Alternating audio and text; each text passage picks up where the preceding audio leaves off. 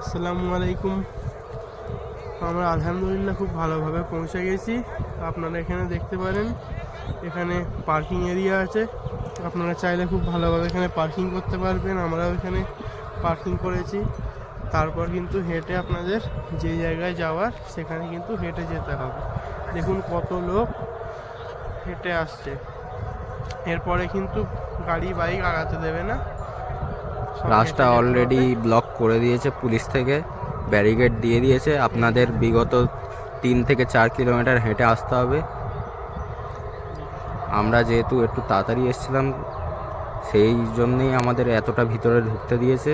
আলহামদুলিল্লাহ আমরা এখানে সেই সালামত পৌঁছে গিয়েছি। আল্লাহ নসিবে রেখেছিল বলেই আজ আমরা এই মুকামে দাঁড়িয়ে আছি। কত লোক, পিঁপড়ের মতন লাগছে সব।